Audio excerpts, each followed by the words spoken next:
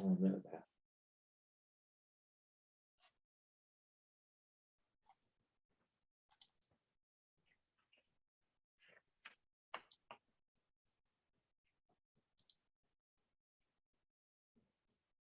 Good stuff. All right, we're going to go ahead and get started. Thank you for joining the Rural Leavenworth Inc. Meeting tonight. This is our normal board meeting night. And first, I'd like to introduce our board members. I'm Sherry Grogan, and I'm the president of Rural Leavenworth Inc. Corey Smith. Steve Vernon. Okay, Gretchen and Howie, how about you unmute and introduce yourself? Yeah, I'm Howie Brinton. And I'm Gretchen Manis. Okay, thank you. And Cooper. I'm Cooper Arnold. I'm treasurer. All right, and we have one more board member, Ann Brockoff, and she has not joined yet, so we're going to go ahead and proceed. Ann sent the minutes to our last board meeting out to the board members. And are there any changes to those minutes by any of the board members? None for me. Not me. Okay, if there are no objections, the minutes will stand as written. Okay, minutes are approved. Cooper, do you have a treasurer's report? Yeah, it looks like the check arrives to you for the reimbursement. So we are sitting at a balance of $159.56. No other activity other than that reimbursement check.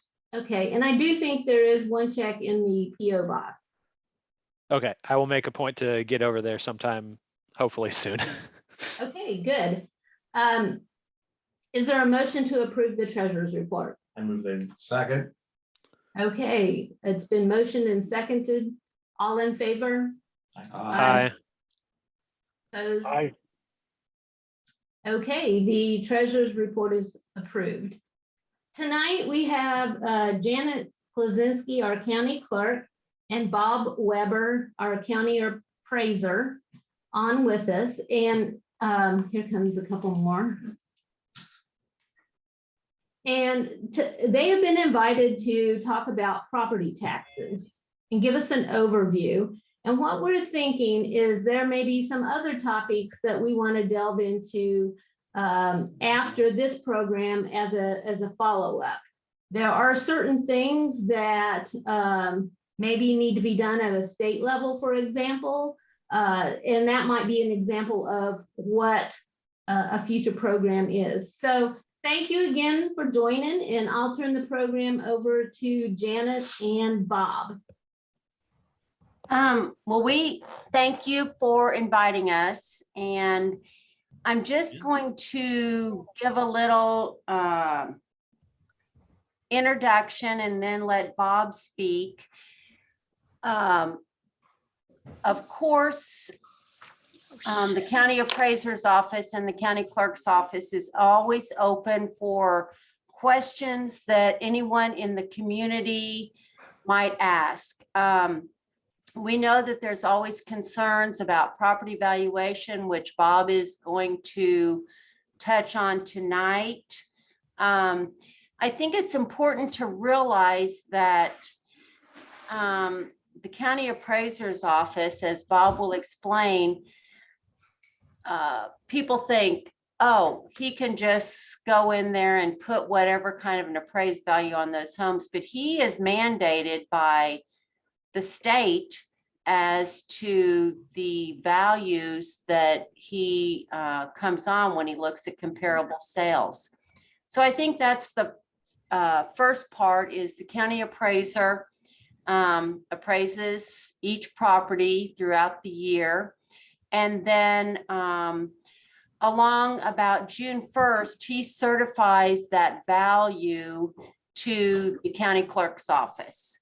And at that point, I send out valuation notices to all the taxing entities throughout the county, the schools, the townships, the cities, the drainage districts. Everyone receives what their valuation will be for this year. At that point, they developed their budgets.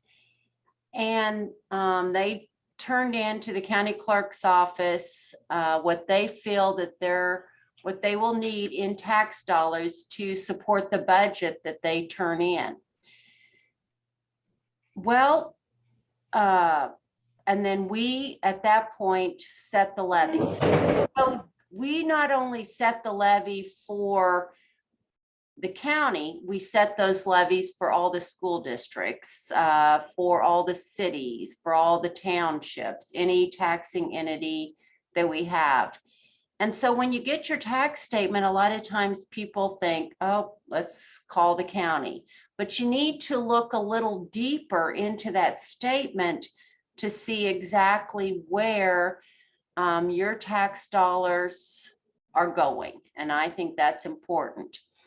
In 2021, there was a bill passed, a tax transparency bill that will make a big difference in informing the taxpayers of exactly where the tax dollars are gone.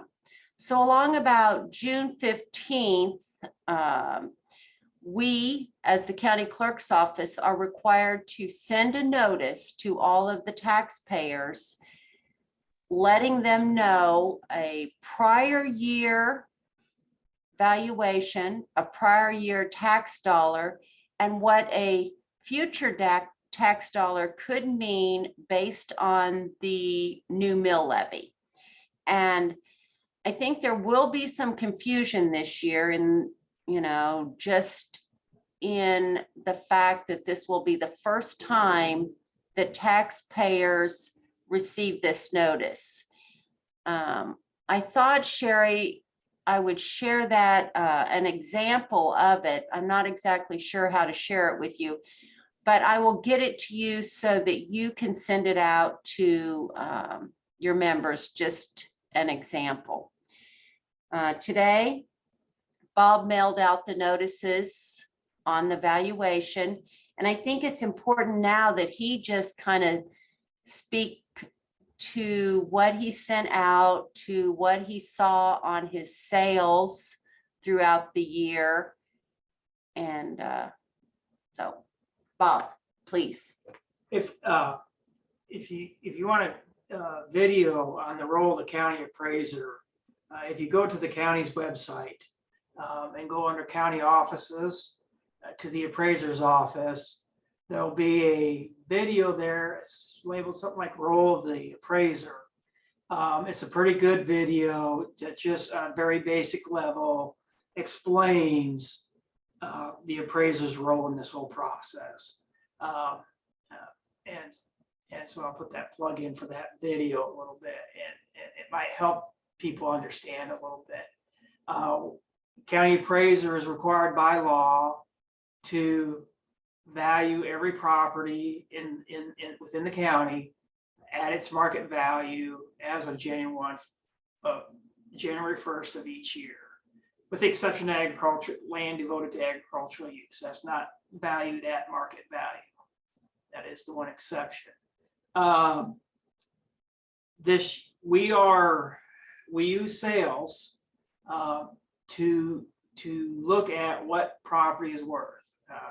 When you appraise a property, you look at properties that are as comparable in size, age that you can find that have sold. You have to start out with something that is a known value. So we're looking at properties that sold, the sale prices are a known value. And we compare those to all the properties we have to appraise, and we make adjustments for differences. We not only use those sales to determine what your property is worth, but the state of Kansas uses those sales to determine if we are in compliance with market value standards in the state of Kansas. We can deviate within 10% of sale prices. What they do is they look at January 1st, our value, and then they take all the properties that sold from January 1st through December 31st, and they compare that back to what we valued it at January 1st to determine if we are hitting market value. When they did that for 2021, we were not within 10% because the market moved so quickly, so fast. We're not the only ones. Just about every county in the state of Kansas is in the same boat. Instead of we're usually about 92 to 94, 95% of what properties are selling for. We were more like 84%. That's because, everything you've heard and seen about the real estate market going on out there. So it required us to increase values pretty significantly this year when we set out change of value notices to try to fall within that 10% of market value, to try to get our median ratio from all those sales within 10%. The total county valuation, including new construction, went up 15%. New construction's about 2% of that. So values across the board, and those are averages. Some people went up more, some people went up less.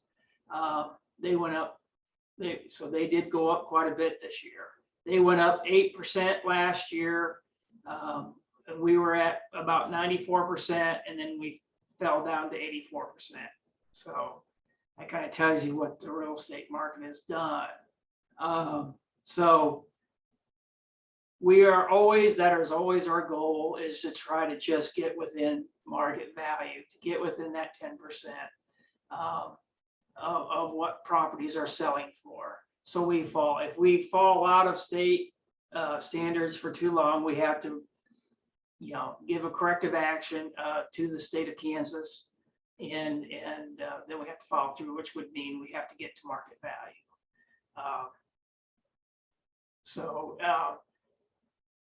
Rural properties, particularly in the southern part of the county, but all over the county, we're generally the hardest hit.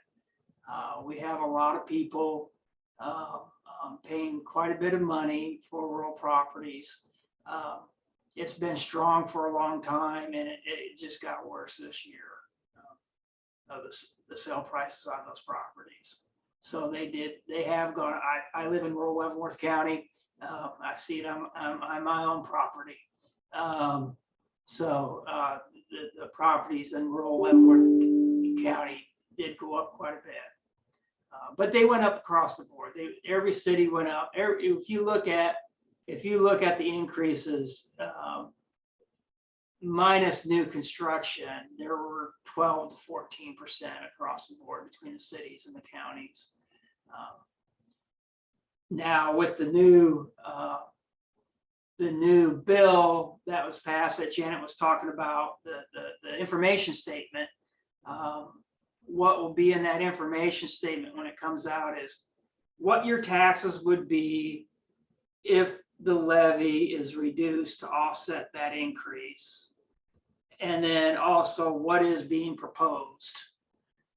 If a higher levy than that is being proposed, what is being proposed, what that will cost you in tax dollars, and then the date of the hearing. They'll have to have a public hearing if that is more, and the date and place of the public hearing, that when that will be. That is a new law that is new this year. We realize that, there may be some shock faces when they receive these notices in the mail. It doesn't necessarily mean that your tax dollars are going to go up if the taxing entities decide to lower that levy. But I can tell you that they're probably not going to lower it to the same tax revenue that was collected in the prior year, just because the cost not only you know, for our individual needs out there, but the costs have also gone up for the county. But I think that people will find this informational letter very eye-opening. They will, and it's quite truthfully in black and white. You're going to see an exact difference on what you paid last year compared to what you will pay this year. But neither Bob and I have any idea, because it's not up to us. It's up to the governing bodies of each of these entities when they set the levy and when they look at the needs of that taxing entity that has to prepare their budget. It's interesting to me, and I was just sharing with Bob, one of the websites on the state, which I think you and I, Sherry, had talked a little bit about, that shows kind of the graph of where the tax dollars are accumulated. And when we looked at Leavenworth County and we see that 74%, yeah, 74% of the tax dollars collected in Leavenworth County are from residential, because we don't have a lot of commercial out there. And so it falls on the part of the residential property owners. I pulled up another county. I pulled up Pottawatomie County. This was super interesting because Pottawatomie County has a population of 25,000 people, but yet they have a valuation of 730 million because of a power plant out there. So you can see where that power plant is paying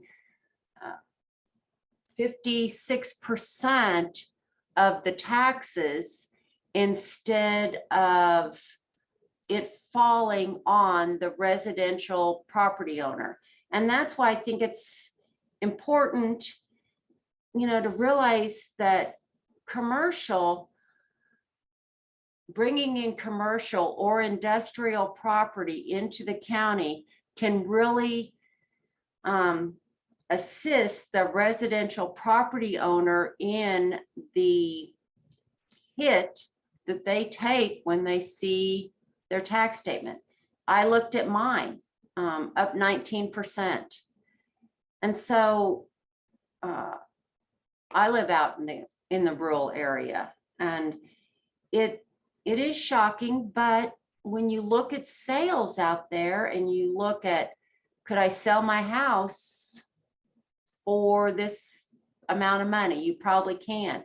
And I thought it was great, Sherry, when you said that we have to look at legislation out there, because all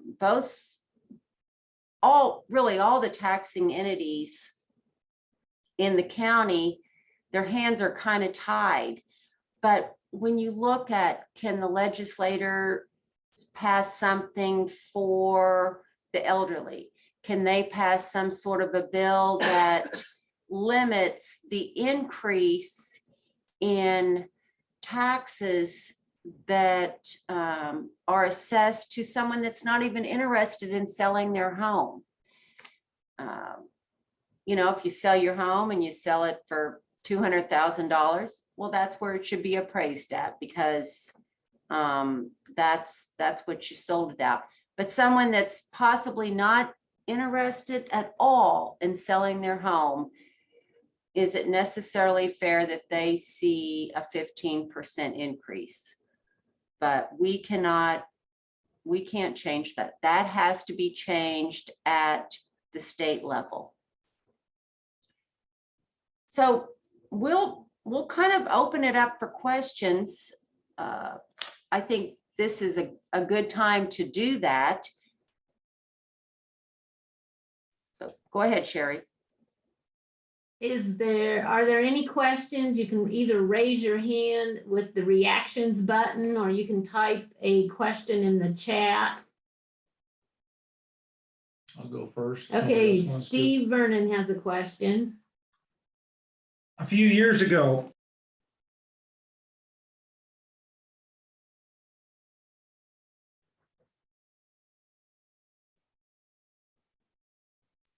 weren't going to be taxed on certain portion of, or there would not be an increase in property tax based on something. Could you guys elaborate on that, or did I give you enough information? Well, Steve, I don't think we heard your full question. I think you Okay. were muted for a little bit there, so I'm sorry. I missed. A lot of people don't listen to me. I'm used to No, it. that was good. Okay, here goes again.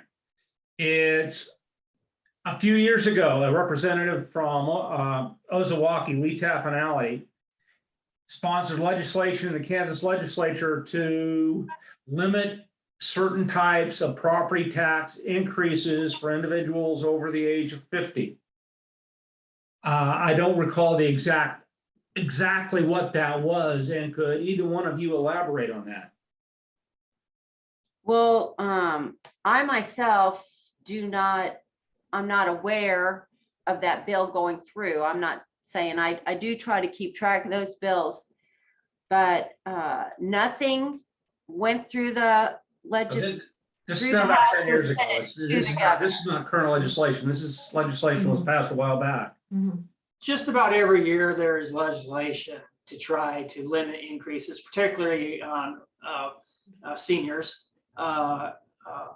A lot of times it comes with income requirements, those sorts of things.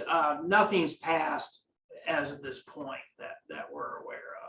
Okay. But most years there is something floating around up there trying to limit I think this is about 2004.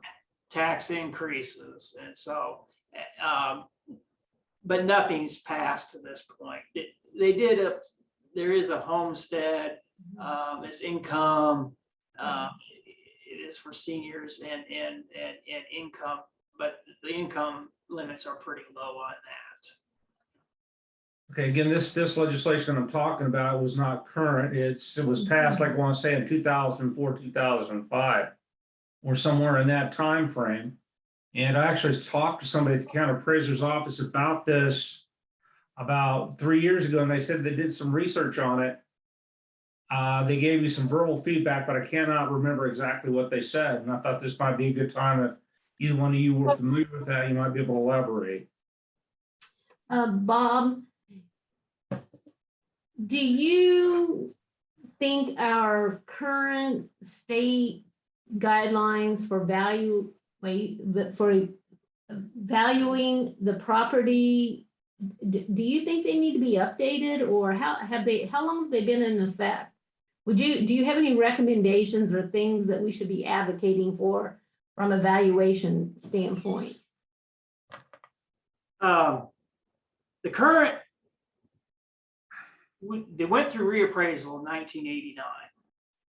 Is where we came up with our current system. There have been a lot of refining done since that point in time, both in procedures, and in legislation. That is when they passed the having to value property every year. It was in the mid 80s. Because it hadn't been done since the 1950s, and property was getting out of whack. There was properties paying a lot more taxes and not worth as much as some other property that was paying less taxes, because the values get out of whack over time. And so that's why they passed, and they had to. It would have been court ordered had they not passed it. Because we have in our Constitution the requirement that the legislature pass a fair, equal property tax basis. So, and market value is what is used to do that. I don't know that I have any recommendations. There have been, on the seniors end, I certainly sympathize with that. there is nothing that allows, from the valuation standpoint, I don't know if anything needs to be done, but it could be done on the tax side. But it comes up to is how do you fund that? There's been some proposals to fund that with income tax and those sorts of things over time. Because when you lower somebody's taxes, you probably raise somebody else's taxes. So, but so I always think if it's done, it should be done with an income in mind and for the homestead, not for other property. But I certainly, can sympathize. That doesn't mean always I can do anything for seniors when they come into my office and say they're on a fixed income. But, that would be my, suggestion, or if you wanted to pursue that's something along those lines. But yeah, just keep in mind, usually when you talk about exemptions or giving one person a break over another person, those are shifts in who pays the taxes. And so that's where county appraisers come from, is, just be aware you're talking a shift. Somebody's probably going to go up more because another person's dead. So, And Bob touched on homestead, which here in the county clerk's office, we do that as a free service, homestead. But as Bob said, those limitations, it's $37,000 for an income. That includes, if you're married, that includes a husband and wife income. And so possibly there could be legislation passed to up the limitations on homestead, because $37,000 for a household income is not very much money.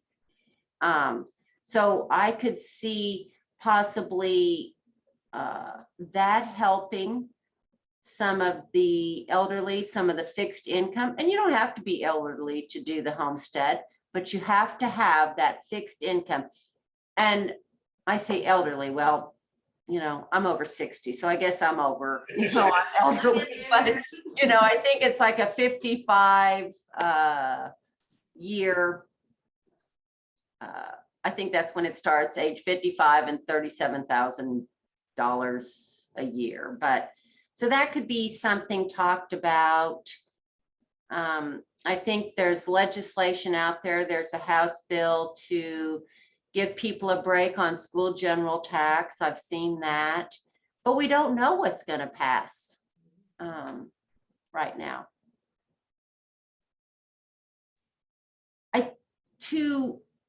A lot of times when any entity, whether it's the school or the county or the cities, have their budget hearings, maybe you might have one person attend.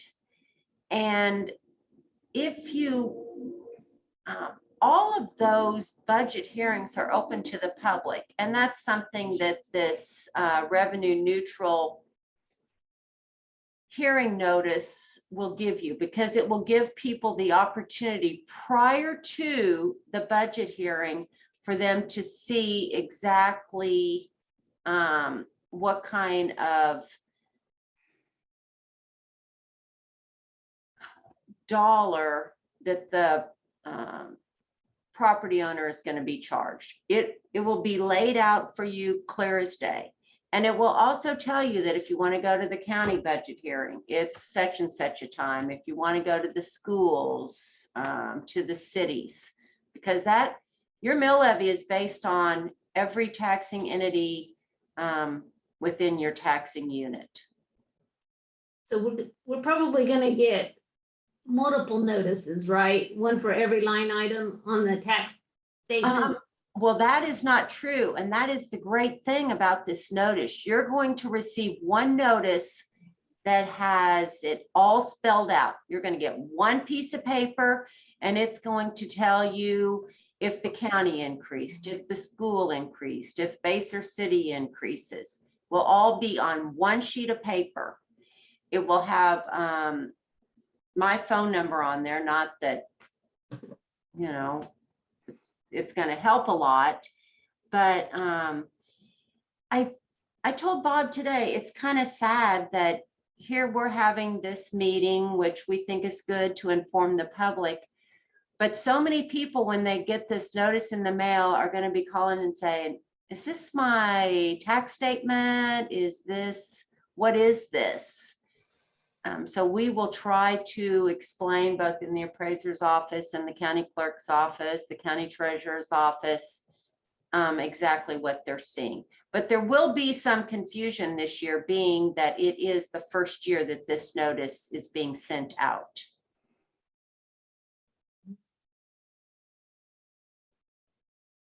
If you have a question, now's a good time to ask it.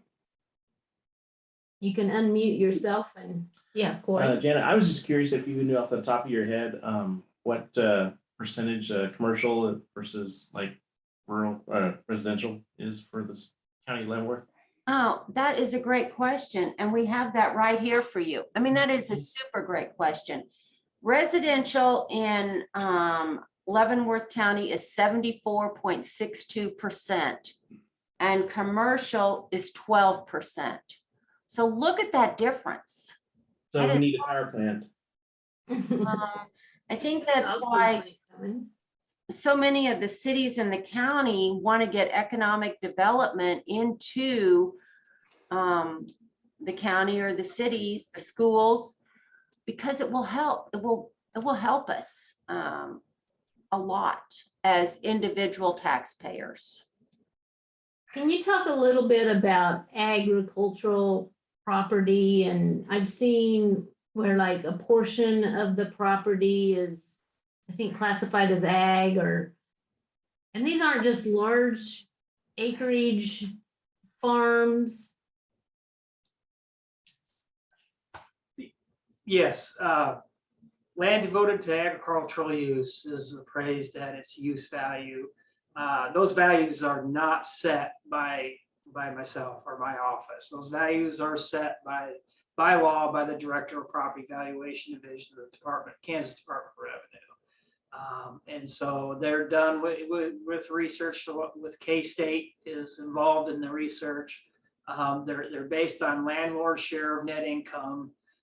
It's an 8-year average. Actually, it's an 8-year average of 8-year averages. It's a rolling 8-year average is what it is. There is no minimum number of acres specified in the law. So we cannot use a minimum. It would be nice if there was. It's been a headache for county appraisers to determine what properties are actually land devoted to agricultural use and which ones are not, for ever since this is passed in Kansas, since reappraisal. And so the court, we have to go with, way the State Board of Tax Appeals and the courts have interpreted it. And if it's devoted to agriculture, if it's producing, and we try to look at is the property producing a crop or some sort of animal that is being marketed, an agricultural product of some sort. And there'll be a lot of people try to come in with the minimum amount. Of course, Leavenworth County, we're a little different than I've worked in Southwest Kansas, Southeast Kansas, and Leavenworth County and Northeast Kansas for quite a long time now. And we have a little different problems here because we have, a lot more parcels, a lot smaller parcels.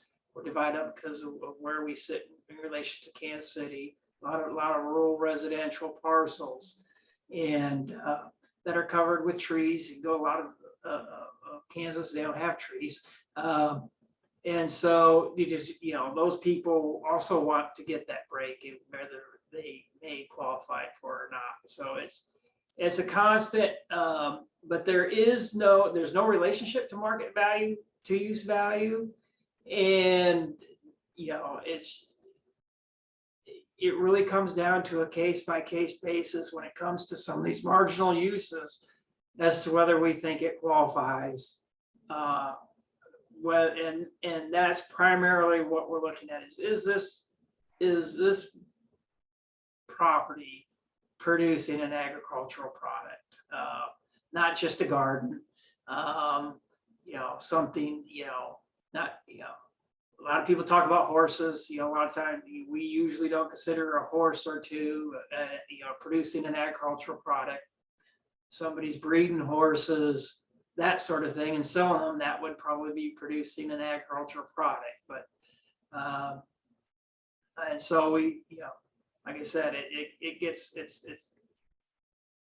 it's a really hard thing to, and we constantly look at parcels to try to see if they are, and not just doing it 1 year, they're in quit, that they're continuously trying to produce, that this property really is devoted to an agricultural use.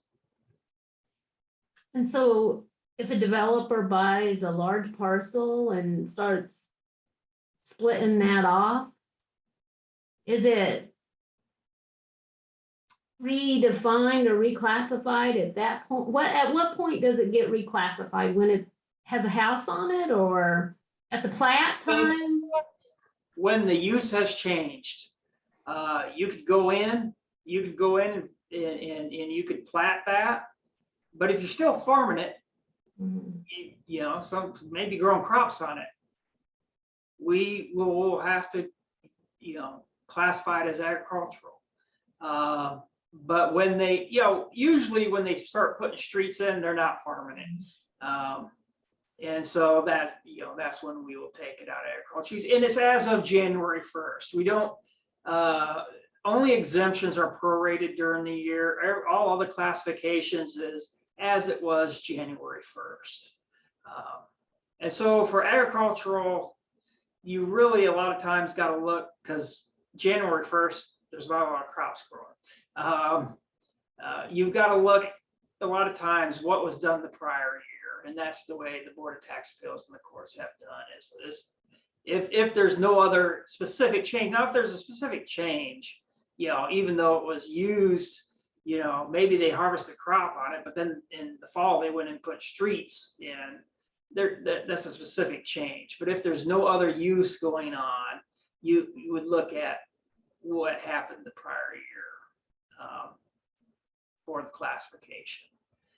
So sometimes, a lot of times, people will buy a parcel, purchase a parcel, real estate, in the middle of the year, and they'll want to start doing something, and we won't classify it until the following year for agricultural use. We will retroactively go back. Sherry, you and I were visiting about some of the links that are available on the county's website.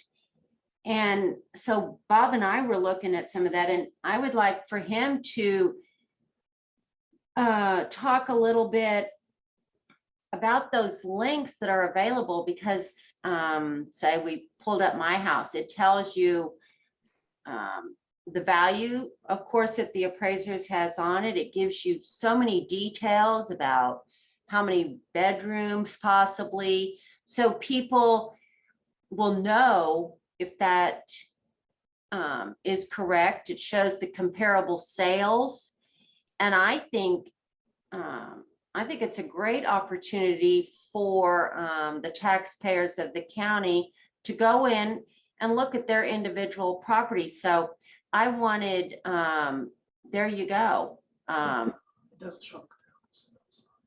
I'm sorry, it doesn't show the comparable sales. I was incorrect on that.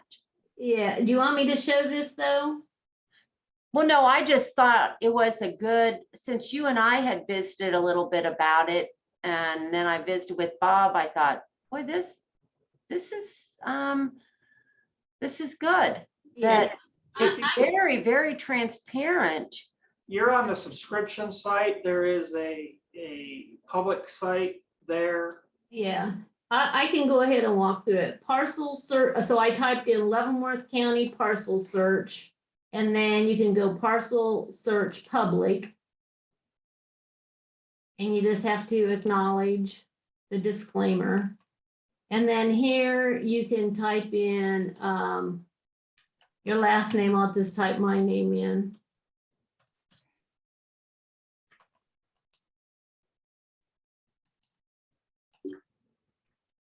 And this is our parcel on Leavenworth Road.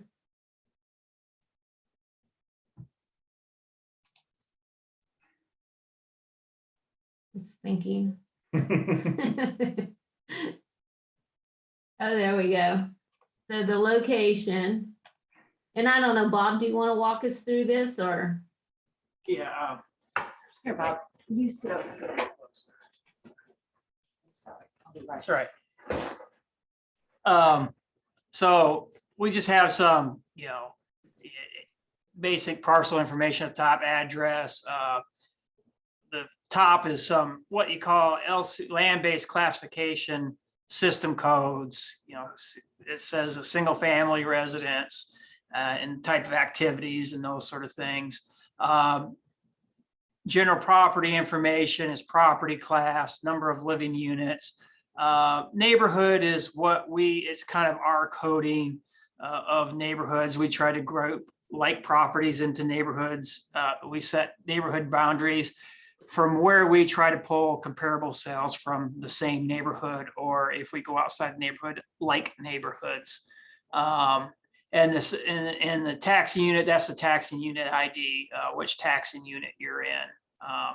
So you can look up the mill levy for that taxing unit. Some property factors, just some general property factors. These are informational. You change one of these, it's not necessarily going to change your value, but they're just general informational about the property that's on every property. And then we have the appraised value. We just put up today, since we sent change of value notices, went out today. We put up the 2022 appraised values, and the 2021 show there also. So you can look up and see so before you get your notice, you can type into and go see your property tonight. And your notice will come in the mail next couple of days. And brief legal description. We got the land value there, building total. Then you got brief legal description, any building permit information we may have had. So some of these fields will be blank because some of this stuff came from an old system and it's been loaded into a newer system. The land that we have that's not in agricultural use, you'll show we got primary site 2.55 acres. Our acreages do not include road right of way. So if you have a deed that says, like mine says, I had 5 acres, but on the site, it'll say 4.67 acres because that's minus the road right of way. And then you get to more specific dwelling information. So it's a single family residence. We have it as an average quality for the year built. In the year built, it's 1 story, detached SFR unit. That means single family residence. It's not a townhouse. It's not a duplex. The main floor living area. The main floor living area will include, and then the upper floor living area percent. That living area does not include any finished basement. If you have a finished basement, we'll find that further on down. We have the physical condition is good on this property. And if you scroll back up just a little bit, that comp sales information gives you a little bit more. It's a ranch, how many bedrooms, how many bathrooms we have listed as. It does have total room count. I wouldn't get too hung up in total room count. Those are informational. A lot of people count their rooms differently. We don't use that to value your property. Total room count, bedrooms, bathrooms will matter, but the total room count is not a big issue. And then we have dwelling components, whether it has a garage, what kind of porches it has, to total basement area we have on the property, what siding type it has, you'll see percentages there on the siding and those sorts of things. we go to the nearest 25%. We don't try to measure and go to 38%. We just go to the nearest 25%. Then this is where you'll find your basement finish. So you'll see this that says partition finish area. That's the amount of finish we have listed in the basement. There it says 300 square feet. You'll also see a minimal finish area. That's also a basement finish, but that's a much lower quality finish. Particularly the kind of finish you might find in a 1950s ranch. A lot of them would, you know, where they just put maybe a little bit of paneling. Maybe they have some painted outside walls, you know, so a minimal type of a finish in those. And that's just a lower quality finish. Whether it has, you know, warm and cooled air means it has central heat, central air on 100% of the house. Number of plumbing fixtures, we'll count 3 for a full bathroom, sink, shower, tub combination, or just a standalone shower in the toilet. If it has an extra sink in there, or has, you know, most new houses have 2 sinks and a separate shower and tub, it would have 5 fixtures instead of 3 fixtures. We also count the water heater, the kitchen sink, so you can kind of look at that. It's the number of fixtures we have in the property, decks, those sorts of things, and then any outbuildings we have below that. So we have a farm utility building and a farm implement building on this property, and the dimensions we have on those buildings and the year builts. And those other component codes relate back to those the 2 outbuildings. As you know, it just has metal on wood frame. And it appears we have on the second one, we have warm and cooled air in it. So any questions? Okay, Thank you. yeah, thanks. So I know that you use the comparable sales. And if a person wants to know which properties were used when determining their property's value, your office will provide that, right? That is correct. You can call us, ask us to send you one. If you don't want to stop in, you can stop in. Everybody that appeals their property, schedules a hearing, will automatically mail them the property record card, which is basically summarizes that information, which we just went over, and has a sketch of the property, those sorts of things, and then of the house. And we'll send the comparable sales information sheet too. That will have all the comparable sales that we used on the property to value the property. And so if you look at the comparable properties and you see the comparable properties, maybe they were renovated or something, what kind of information do you kind of look for or expect if a person does come in and wants to, what do you call it, contest their valuation? Appeal. Okay. Yeah. Condition of the property. That's a big one. We're not inside. We don't get inside the properties. Now the sales, we got a pretty good idea because most sales are listed on the internet these days, and they have pictures of the interior. And so we do use that a lot because a lot of houses that sell are remodeled. And so when they are remodeled, we'll reflect that in their physical condition on those properties. It'll be listed as better than average. It might be good, very good. But that's probably the biggest thing is physical condition. Anything we might not know about the property, you can look at your comparable sales. Do you agree with them or do you disagree with them, and why?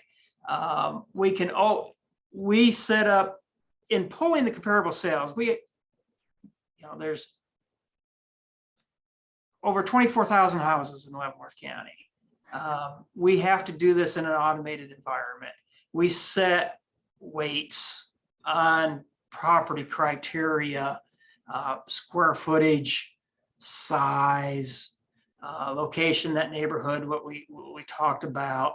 And then we let the computer, the machine calculates those weights and pulls what are the what it is determined from the weights we gave it, what it determines are the best comparables. Sometimes, there's a reason there's a house that's not quite as comparable in there. You might think there's a better, you might know of another property, or it might be, we do put a weight on, it's on a paved road, and versus gravel road, but it still may pull one from a paved road when you're on a gravel road, because we don't have any other properties that have sold. So if you think there's other properties more comparable, or if you know something about that property that sold, that kind of information. But the biggest thing is the condition of your house, those sorts of things. If it's now, if your house is in better condition than what we have, then you probably don't, that's probably not going to help you, I should say. But if you think it's dated, it's a 1970s house and it's never been updated ever, it's still, got lime green sinks or something, or it's a 50s house and it's got pink tub and those sorts of things, those would be some things to, come show us. And, or if you got, bad foundation problems, more than just the normal wear you have on a house your age. Some people say, "Oh, I've got a crack." Well, I mean, any house of any age is going to have a crack or two in the foundation. Is it leaking water? Is it an issue? Or is it because hopefully we're comparing you to other properties that are the same, of similar age to your property, and you would expect to find those same things in those properties. Somebody message in there? Yes, we did have a message from Howie and Gretchen. The question was, any thoughts on the tax abatements offered to business for significant amounts of years? That would seem to help keep the burden on residents high. And established businesses. That is a criticism of that. But if you don't offer incentives to some businesses, will they ever locate? And the hope is, if they're for a shorter period of time, or 5 years or 10 years, that they will come on the tax rolls and then pay taxes at some point. If it's something where they never come on the tax rolls, or they don't come on the tax rolls for a long period of time, then yes, that's always a thing. But even, the Hills Pet Nutrition that's coming in, I haven't received any application for exemption, but they're coming in under a 10-year economic development. But hopefully at the end of that 10 years, they're paying, that is increasing our county valuation at that point. And if that is what, the argument is, that is what's needed to get them here in the first place. Which really brings up a good point is Leavenworth County has so much exemption property. We have Fort Leavenworth, we have the prisons, we have St. Mary's College. All that is property in Leavenworth County, but there is no taxes paid by any of those significant buildings. Mhm. Keep in mind, those exemptions you're talking about, for those are your elected leaders that are deciding on that. That's not us, me, Janet, or myself. We don't make those decisions. Those are your elected leaders that are making those decisions. We have just a few more minutes, and then we're at the end of our allotted time. Are there any other questions?